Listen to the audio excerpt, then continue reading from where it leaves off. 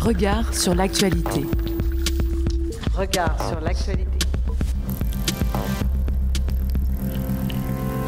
Au cœur du changement global. Et en cette semaine politique chargée et troublée, nous recevons donc Daniel Coronel-Crespo, qui est doctorant en sciences politiques à Sciences Po Lyon et au laboratoire Triangle, pour son coup d'œil sur l'actu. Bonjour Daniel. Bonjour Damien. Alors vous travaillez spécifiquement sur la genèse et les processus d'institutionnalisation des politiques européennes, notamment à travers le cas de la finance durable et du pacte vert pour l'Europe. Alors l'occasion pour nous est de revenir, en plus des résultats aux élections européennes de dimanche et de leurs effets sur la politique nationale, il convient de revenir sur les évolutions ou les probables évolutions des politiques publiques européennes. Alors on n'y échappera pas, évidemment. Quel constat faites-vous des résultats aux élections européennes qui ont eu lieu dimanche, que ce soit à la fois d'un point de vue national, mais également européen ? Oui, bien sûr. Donc les élections européennes de dimanche, ils ont renouvelé les 720 sièges à pourvoir dans le Parlement européen. Et pour être honnête, le paysage du Parlement européen, le paysage politique du Parlement européen, n'est pas si changé que ça. En tout cas, il n'est pas été chamboulé comme on pourrait le croire si on est en France et qu'on voit que même l'Assemblée nationale a été dissoute. Donc, si vous voulez, on peut revenir un peu sur les résultats. Globalement, le Parlement européen reste à droite, reste dominé par le groupe des conservateurs, les PPE. Qui est le groupe de Ursula von der Leyen, c'est bien ça ? Qui est le groupe de Ursula von der Leyen, oui. Et qui reste stable, en fait, qui n'a pas perdu beaucoup de sièges. J'ai les chiffres exacts qui sont... Oui, ce qu'on voit, c'est une stabilisation en fait de la droite et de la gauche. Le PPE, et les sociodémocrates ont gardé à peu près le même nombre de sièges que la législature qui vient de s'achever. On voit une percée en fait d'extrême droite dans les deux groupes parlementaires qui sont le CRE des conservateurs et réformistes et l'Identité et démocratie, CRE qui correspond au parti de Giorgia Meloni, les frères d'Italie, et dans lequel les nouveaux députés européens de Reconquête vont aussi être intégrés. Et Identité et démocratie, qui est plutôt le parti, on va dire, d'extrême droite du Front National, qui, lui, a gagné 9 sièges, par exemple. Mais cette montée-là de l'extrême droite, est-ce que ça change quand même le rapport de force au sein du Parlement ? Alors, pas tant que ça, parce que le Parlement européen, c'est la grosse différence avec le Parlement français, par exemple. Le Parlement européen, il fonctionne avec des alliances, qui, on l'a vu dans la dernière législature, sont assez larges, notamment dans deux fonctions centrales du Parlement européen, qui sont le vote de la Commission européenne, qui se passe au début de la législature, et on l'a vu dans la législature précédente, le vote de l'ensemble de mesures du pacte vert européen.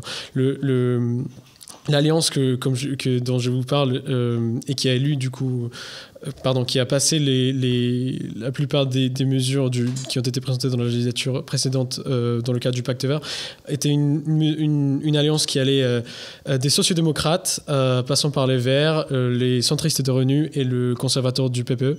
Du coup, c'est ceux qui votaient l'ensemble de textes du pacte vert, notamment avec... Et on peut voir, notamment dans les résultats, que les forces écologistes, elles, ont perdu beaucoup de sièges, c'est bien ça ? Tout à fait. Il y a un peu une dégringolade des forces écologistes et des centristes et de Renew. Les Verts ont perdu 18 sièges et Renew a perdu 23 sièges, ce qui affaiblit notablement le poids du parti écologiste, du groupe écologiste au Parlement européen, ce qui effectivement, je lisais des analyses tout à l'heure qui disent qu'en fait ça peut être ça peut avoir des répercussions plus gros, des grosses répercussions sur les politiques de transition écologique de l'Union européenne, justement. Et est-ce que vous pourriez revenir là-dessus? Quels enjeux, en fait, il y a sur les votes à venir avec cette baisse du nombre de sièges qui serait significative, notamment pour un groupe qui est celui des écologistes au Parlement européen?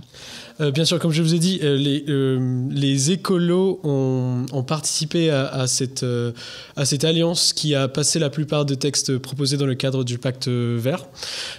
Et donc, comme ils étaient à la dernière législature, du coup, ils avaient un peu plus de 70 sièges.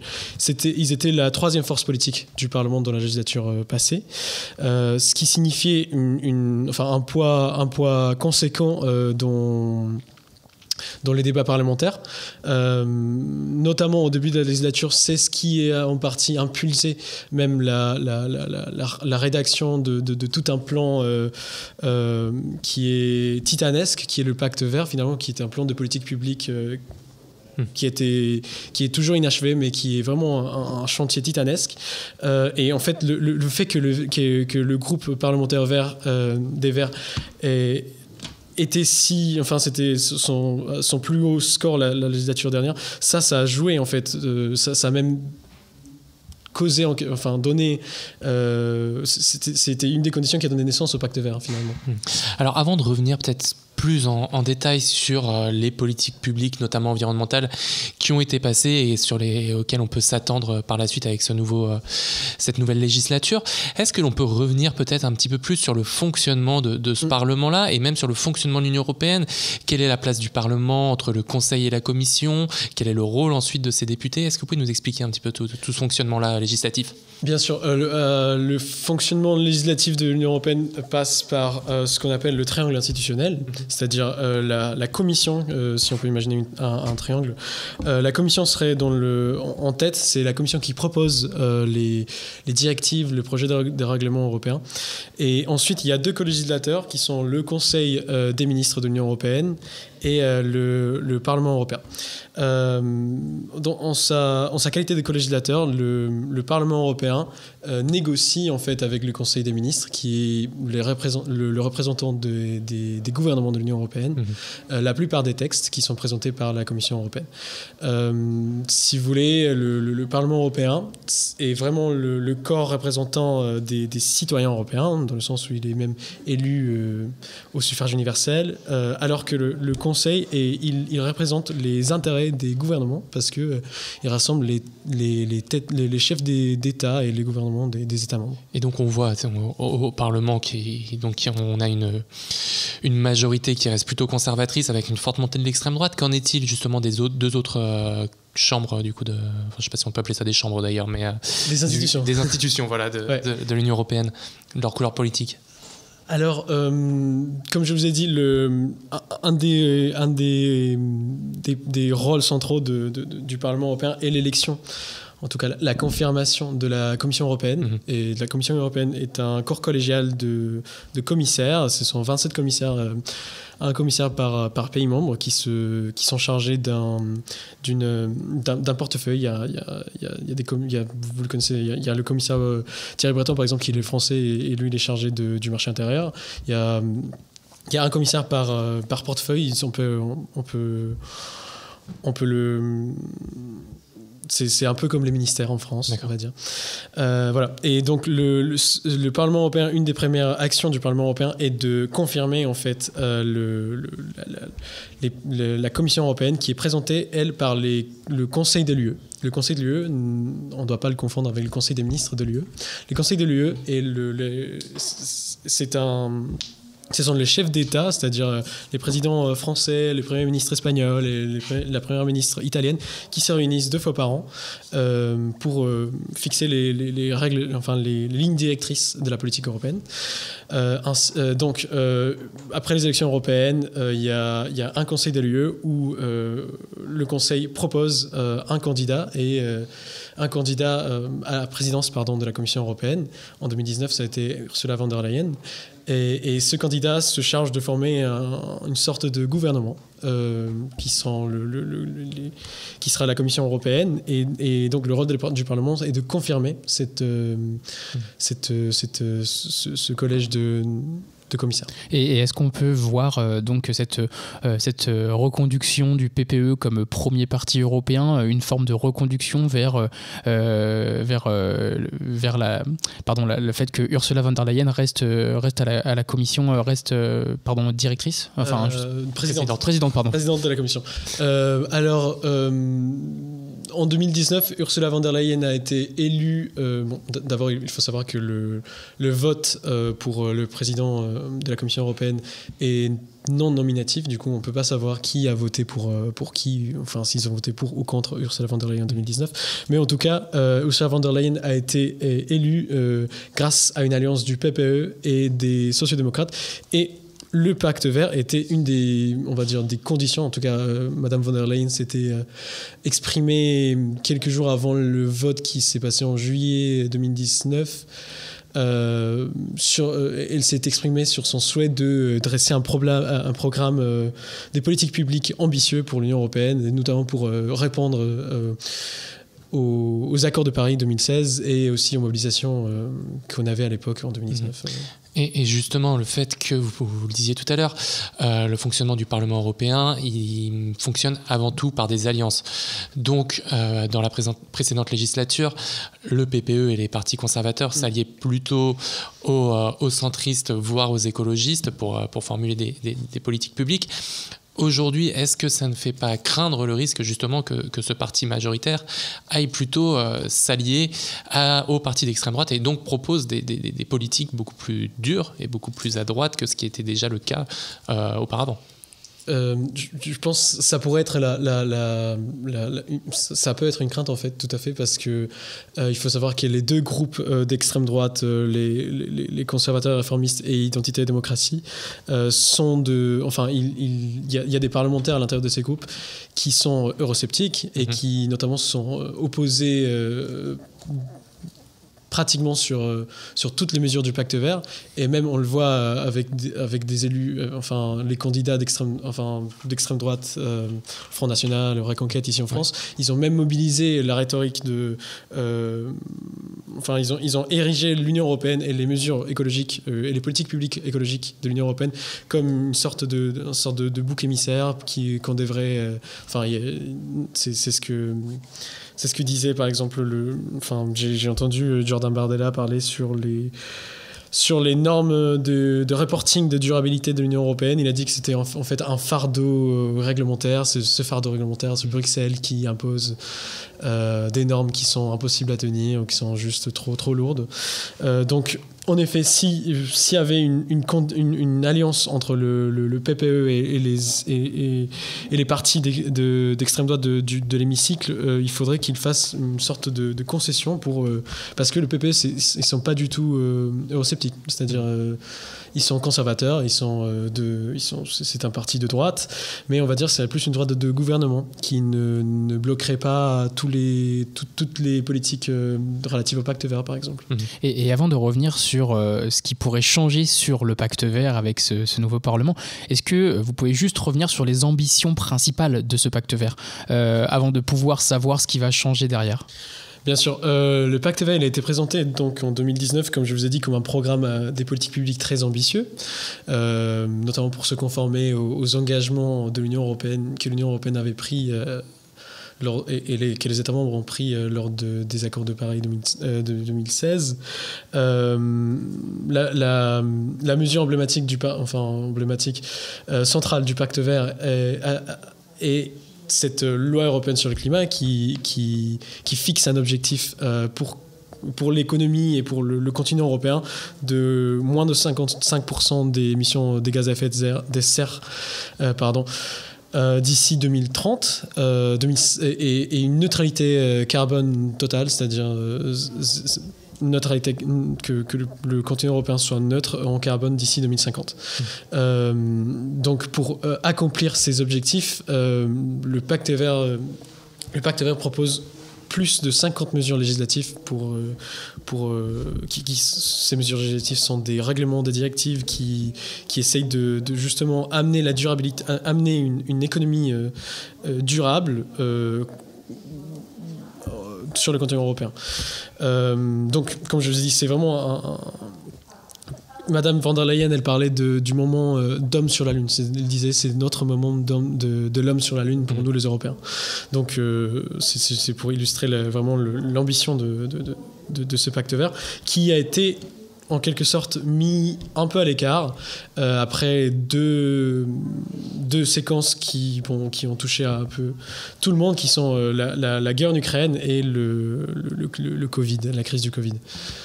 Moi, j'ai deux questions là. Quand je vous écoute, vous qui êtes spécialiste justement de ces politiques publiques environnementales européennes, c'est déjà, est-ce que l'ambition qui est déclamée par Ursula von der Leyen, elle est justifiée? Est-ce que c'est un pacte qui est si ambitieux que ça? Et de l'autre côté, est-ce que vous parliez de plus de 50 mesures qui rentraient en place pour l'activer?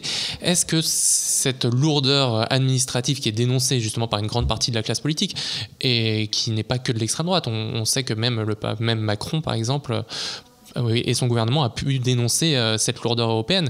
Est-ce qu'elle existe réellement ou est-ce que c'est simplement un effet d'aubaine politique et de s'en servir pour dénoncer des institutions plutôt que de se remettre en question soi-même? Alors c'est une question un peu compliquée, mais enfin, il faut comprendre l'Union européenne comme un système politique et juridique aussi qui dépend beaucoup des espaces nationaux. C'est-à-dire l'Union européenne ne flotte pas au-dessus des États, mais et comme je vous l'ai dit, notamment grâce au Conseil européen qui fixe les lignes directrices, et c'est directement les gouvernements qui ont la main dessus. Donc l'Union européenne, elle ne fait pas ses règles, elle ne produit pas des contraintes juridiques toutes seules, c'est-à-dire les États membres et aussi les citoyens par le biais du Parlement européen, ils ont leur place, c'est-à-dire ce qui se passe en Europe et ce qui se passe au niveau européen, et on va dire c'est une construction collective. Ce n'est pas l'Union européenne qui dirige tout, c'est plutôt un système, les collègues juristes ils parlent d'un système interpénétratif dans le sens où l'Union européenne influence sur l'action des États et les États influencent aussi sur l'action européenne. C'est important de le rappeler. Oui. Et la lourdeur administrative, le fardeau administratif, on parle beaucoup de fardeau européen. Alors oui et non, évidemment que les décisions européennes créent des contraintes juridiques directes, notamment par le biais des directives de règlement, mais les États font en sorte de les appliquer, et en fait c'est une spécificité du système politique européen, c'est que les États l'appliquent enfin c'est pas appliqué uniformément dans tout le territoire, dans tous les États membres. Donc en fait il y a des principes juridiques qui sont, on va dire, qui sont édictés à Bruxelles, mais les États membres ils se chargent de les transposer dans leurs droits, de les mettre en application comme ils peuvent. Donc il y a des États qui le font mieux que d'autres, on va dire. Je me permets de rebondir également sur le conflit ukrainien. Est-ce que ce changement ou cette transformation en quelque sorte des forces dominantes en Europe peut changer le positionnement de l'Union européenne sur ce conflit ukrainien? Ce que la guerre en Ukraine a montré, c'est que en fait, la sécurité est au cœur des débats. La sécurité, on va dire continentale, est au cœur des débats européens. On a entendu beaucoup parler, notamment de la campagne du candidat du PS français, qui appelait à la reconstruction d'une industrie d'armement européenne. Et en fait, comme je vous ai dit, ça a pris beaucoup de place dans le débat européen et public, le fait de se préparer à une possible invasion russe, Je ne sais pas si l'Union européenne est prête aujourd'hui à construire une armée européenne ou même à relancer la construction d'armes sur le territoire. Mais en tout cas, c'est quelque chose qui structure les débats aujourd'hui et peut-être que ça pourrait faire bouger les choses dans le sens où si on voudrait se doter d'une armée européenne, on devrait avoir un budget européen propre, ce qui n'est pas le cas aujourd'hui. C'est-à-dire l'Union européenne fonctionne grâce à des dotations des États. Si on voudrait une armée européenne propre, une force de sécurité propre européenne, on devrait créer un budget européen, on va dire, à partir des fonds propres, et donc peut-être envisager une fiscalité proprement européenne qui n'est pas le cas et qui n'est pas encore dans les débats aujourd'hui. Et pour revenir sur les politiques plutôt écologistes, tout à l'heure vous preniez l'exemple de Jordan Bardella qui remettait en cause certaines dimensions du pacte vert. Alors bien qu'on ait assez peu de recul pour l'instant, mais comment peuvent être impactées ces négociations autour de l'écologie à l'échelle européenne, sachant qu'elles vont infuser sur le marché intérieur européen, à la fois en interne et à la fois avec les acteurs extérieurs du marché? Alors, si on prend les résultats de dimanche soir, comme je vous ai dit, même si l'extrême droite a percé en quelque sorte, enfin, il y a un peu plus de députés d'extrême droite au Parlement européen. Ces députés d'extrême droite, et ça c'est un truc qui est assez étudié par certains collègues politistes, ce sont des partis qui sont encore nouveaux à la bulle européenne, à la bulle bruxelloise, et donc il faut qu'ils se acclimatent en quelque sorte, il faut qu'ils apprennent les habitudes, il faut qu'ils apprennent comment on fait pour être un député européen. Et donc je ne sais pas si on verra des effets tout de suite de cette élection dans des textes législatifs emblématiques du pacte vert, parce que il y a une bonne partie qui a déjà été passée, qui a été approuvée lors de la dernière législature. Il y a une partie du pacte vert qui n'a pas encore été votée au Parlement, qui est le programme Repower EU. Est-ce que vous pouvez nous expliquer quel est ce programme ? C'est un programme c'est un programme assez large aussi, qui vise à mettre en avant l'usage des énergies renouvelables, enfin en tout cas à créer un cadre européen pour mesurer la consommation, pas la consommation électrique, mais l'émission des effets de serre pour la création d'énergie, et aussi donc en sorte créer justement un cadre pour que les États membres puissent passer à des énergies renouvelables pour atteindre les objectifs du pacte vert. Et ça, c'est quelque chose qui n'a pas encore été mis en place. Qui n'a pas encore été approuvé par le Parlement européen. Il devrait passer dans les premiers mois, je pense, de la prochaine législature, mais il faut voir encore l'agenda parlementaire. Et si on revient également sur l'actualité, qui fait écho à une actualité européenne majeure, qui a été quand même les mouvements agricoles liés à la politique agricole commune, comment est-ce qu'on peut imaginer ce changement également, encore une fois, de cette entrée en fait d'un groupe assez fort d'extrême droite qui ne militait pas pour une dimension plutôt écologiste et sociale de la politique agricole commune, avec une vision plutôt libérale, voire extra-libérale. Comment est-ce que ça peut amener à des négociations ? Oui, la politique agricole commune, elle a été assez réformée ces dernières années. Enfin, il y a le programme de la table à la...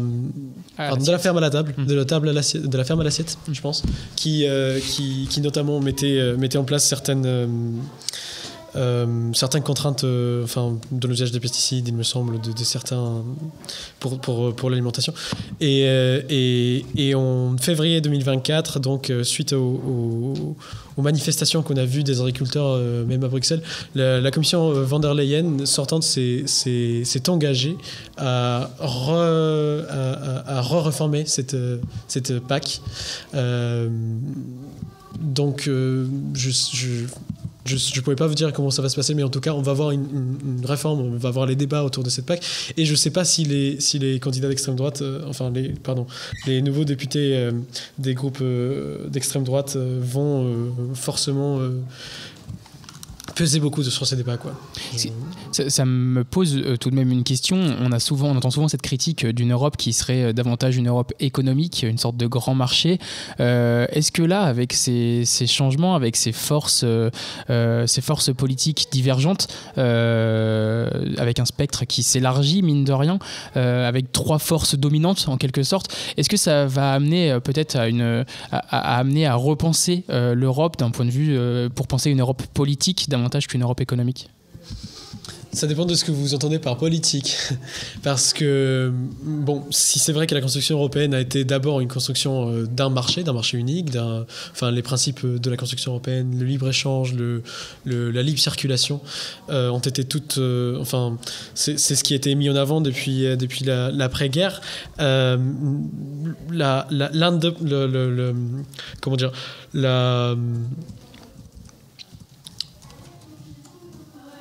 L'autonomisation du champ politique, l'autonomisation du champ politique européen est en cours. On l'a vu de plus en plus. L'espace européen est de plus en plus fermé à des gens qui n'ont pas les capitaux nécessaires pour utiliser un peu les sciences sociales. C'est-à-dire, pour être député européen, il faut un certain capital international, c'est-à-dire il faut parler plusieurs langues. On le voit dans les chiffres dans la sociographie des députés européens, il faut être plus diplômé que par exemple pour entrer dans le Parlement français. C'est souvent les députés européens sont par exemple un quart des députés européens ont un doctorat, ce qui n'est pas le cas pour les parlements nationaux. Donc il y a cette tendance justement d'une autonomisation de l'Union européenne, de la bulle européenne, on va dire, par rapport aux champs politiques nationaux, qui est en cours, évidemment, mais je ne pourrais pas vous dire si le fait qu'il y a un groupe d'extrême droite un peu plus puissant sur le Parlement européen va jouer quelque chose. Enfin, je pense que c'est un processus qui est déjà engagé et qui va sûrement se continuer. Eh bien, Daniel Coronel-Crespo, merci beaucoup. Je rappelle que vous êtes doctorant en sciences politiques à Sciences Po Lyon et au laboratoire Triangle. On va continuer sur le sujet un petit peu avec Elian Delacote qui nous rejoint. Bonjour Elian. Bonjour Florian. Alors, je rappelle que tu es journaliste à Rue 89 Lyon et dans la chronique L'Enquête, tu vas revenir avec nous sur la folle soirée de dimanche soir. On parle donc depuis le début de cette émission des conséquences du résultat des élections européennes. Toi, les élections, tu les as vécues au plus près. Alors, je les ai vécues au plus près, oui, dans la soirée de dimanche. Alors, très honnêtement, je ne pensais pas que ça allait être aussi mouvementé. Hein. On a un peu été pris de court sur les coups de 21h avec cette annonce de la dissolution. On ne va pas vous mentir, hein. D'habitude, les élections européennes, ce n'est pas forcément les élections qui motivent le plus les Français par rapport à d'autres scrutins comme les élections présidentielles ou les élections législatives. Mais pourtant, et c'est assez contre-intuitif, les élections européennes, c'est aujourd'hui le 2e scrutin le plus populaire de France et assez largement, en tout cas, par exemple sur le département du Rhône, on était autour dimanche de entre 57 et 58% de participation. Alors ça peut paraître peu, mais c'est quasiment 7 points de plus qu'en 2019 et 6 points de plus même que sur les élections législatives qui sont d'ordinaire le scrutin le plus populaire. Alors ça a peut-être changé pour le coup, ça a peut-être changé le 30 juin. On est tous un peu pris de court, hein, je vais pas vous mentir avec ces derniers événements.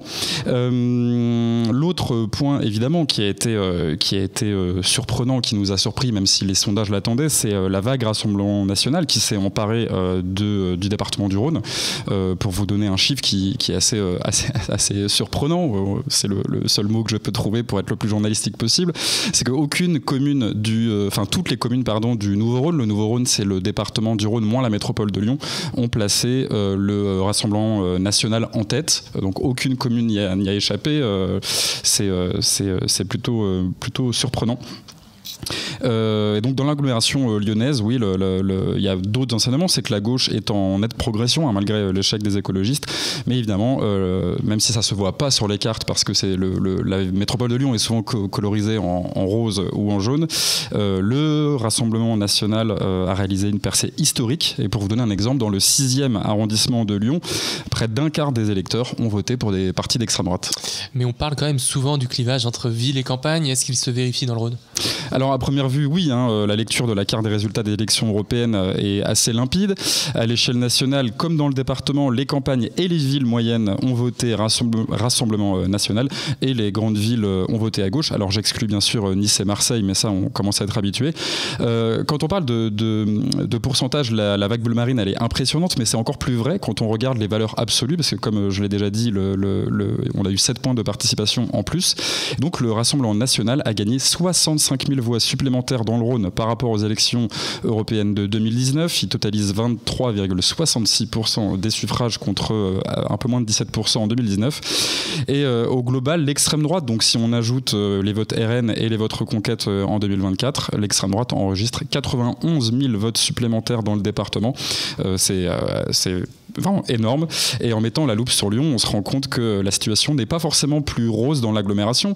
La liste menée par Jordan Bardella est arrivée en tête dans la métropole de Lyon, avec près de 19,5% des voix, une augmentation de 5 points par rapport à 2019. Alors elle est certes talonnée par la liste LFI de Manon Bry et celle PS de Raphaël Glucksmann, qui sont en très forte augmentation également. En valeur absolue, la percée du RN, elle est flagrante. Le parti de Marine Le Pen a enregistré 35 000 voix supplémentaires, rien qu'à l'échelle de l'agglomération.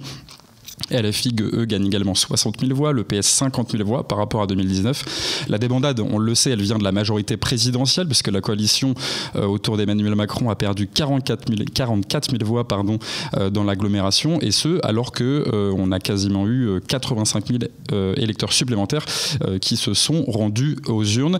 Les écolos, ils limitent presque un peu la casse à Lyon, puisqu'ils perdent 32 000 voix. Ils font des scores dans l'agglo à un peu plus de 8%, à Lyon un peu plus de 11%, qui sont quand même assez largement supérieurs à leur moyenne nationale. Ça reste un échec, on va pas se mentir. D'ailleurs, Bruno Bernard l'a lui-même reconnu, que c'était une claque reçue, même dans son fief lyonnais. Et en étant même un peu plus précis, dans la métropole de Lyon, 36 des 58 communes de la collectivité ont placé le Rassemblement national en tête, et les 3/4 des villes de l'agglomération ont voté à plus de 25,5% pour l'extrême droite. En tout, l'extrême droite gagne 55 000 suffrages dans l'agglomération, si on ajoute les votes de Reconquête. Cette percée, elle se vérifie aussi dans Lyon intramuros, et c'est pour ça que ça dénote un petit peu avec la géographie électorale qu'on a habituellement de ville versus campagne, puisque le RN est en progression dans absolument tous les arrondissements lyonnais, même les plus bobos. Dans le très bourgeois 6e, par exemple, l'extrême droite a obtenu 5500 voix, c'est près de 3 fois plus qu'en 2019. Dans le 5e, le RN gagne 6 points, passant de 10 à 16% des suffrages. L'extrême droite en cumulé est à 22% dans cet arrondissement, idem dans le 3e, presque à 20%, et même dans les arrondissements, comme j'ai dit, très bobos, très à gauche, comme le 4e, l'extrême droite est à 15%, 16% dans le 16e, et dans les arrondissements plus populaires comme le 8 ou le 9, on est à 22 et 20% des voix pour l'extrême droite, et en valeur absolue, on est quasiment sur un x2, donc l'extrême droite multiplie par 2 sur l'ensemble de la ville son nombre de voix entre 2019 et 2024. L'enseignement qu'on peut en tirer pour les élections législatives, c'est qu'on va, en tout cas à Lyon et dans la métropole, vers un affrontement entre le bloc de gauche et le Rassemblement national. Où est-ce que j'en étais ? Oui, et ça je vous le dis, c'est sans compter sur les voix d'ailleurs de François Asselineau et de Florian Philippot, mais bon, ils font des scores assez faméliques, donc c'est pas très grave si on les compte pas. Bref, voilà, la percée, la gauche a réalisé une importante percée à Lyon malgré la débandade des Verts. Mais aujourd'hui, l'extrême droite est le deuxième parti le plus populaire à Lyon. Et le RN, il augmente même donc dans les villes populaires de l'Est lyonnais. Oui, c'est un autre paradoxe de ce scrutin, mais qui est lié à l'augmentation de la participation. Dans la banlieue rouge de Lyon, donc Villeurbanne, Vénissieux, Vaux-en-Velin, Saint-Fond, Givors, LFI arrive très largement en tête, alors que le RN, dans ces villes, était en tête en 2019. Mais en valeur absolue, la liste menée par Jordan Bardella a obtenu plus de voix dans ces communes que lors du scrutin de 2019. On vous l'a dit, malgré les couleurs des cartes, l'extrême droite avance partout. Daniel, Coronel Crespo, est-ce que vous avez une réaction peut-être à cette chronique ? Oui, la dynamique campagne centre-ville, on va dire, elle se c'est juste un commentaire. Elle se confirme aussi si on regarde un peu si on décentre notre vue sur le continent européen, en fait, parce que on va dire, les États membres qui sont dans la périphérie du continent et surtout qui sont issus des élargissements, on va dire, à l'Est, ils votent aussi beaucoup plus, pour des beaucoup plus à droite que, par exemple, les pays du centre de l'Europe et aussi un peu plus les pays méditerranéens. Ça, c'est assez intéressant. Je sais pas si... Oui, mais... Elian, tu veux réagir? Non, alors, j'avais une réaction pas tellement sur l'aspect ville-campagne, mais bon, vous avez peut-être déjà abordé ça plus tôt, mais j'ai quand même été assez surpris du fait que de la popularité du scrutin européen, qui a quand même pas du tout été annoncé dans les sondages, parce qu'on était, je crois, les derniers sondages parlaient de 45% de participation. On est quasiment près de 10 points supérieurs à l'échelle nationale. Et ça, comment on peut l'analyser alors même qu'on a parfois l'impression que les enjeux européens sont mal compris, mal cernés, et que même il y a une europhobie qui augmente, notamment dans les campagnes. Oui, c'est vrai que le scrutin européen, c'est souvent, ça a été historiquement le scrutin avec le moins de participation en France, mais c'est le cas dans la plupart des pays européens. Enfin, il n'y a que dans les pays où le vote est obligatoire, comme la Belgique ou le Luxembourg, où les scrutins européens ont des participations importantes. Mais je pense que on peut peut-être commencer à expliquer, et là c'est vraiment une réaction un peu à chaud, on peut commencer à expliquer justement cette marge de participation en plus par le fait que justement les partis eurosceptiques, ils commencent à dire peut-être qu'ils commencent à penser que en fait c'est plus rentable, c'est moins rentable maintenant politiquement de dénoncer complètement l'Europe et que d'essayer de la réformer à l'intérieur. J'entendais parler les représentants des partis, je pense que c'était Front National ou un parti d'extrême droite, qui disaient qu'en fait, pour construire l'Europe des nations, il faut d'abord être élu. Et donc, peut-être que c'est cette logique pas infiltrer, mais en tout cas, être élu au sein des institutions européennes pour changer et pour créer une Europe voulue par l'extrême droite, quoi. Eh bien, Daniel Coronel Crespo, un grand merci. Elian Delacote, merci également. Je rappelle que cet entretien et cette chronique sont à retrouver en podcast sur l'ensemble des plateformes et sur notre site internet radio-anthropocène.fr.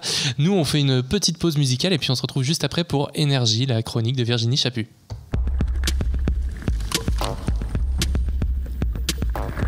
Regard sur l'actualité. Regard sur l'actualité. Au cœur du changement global. Au cœur du changement.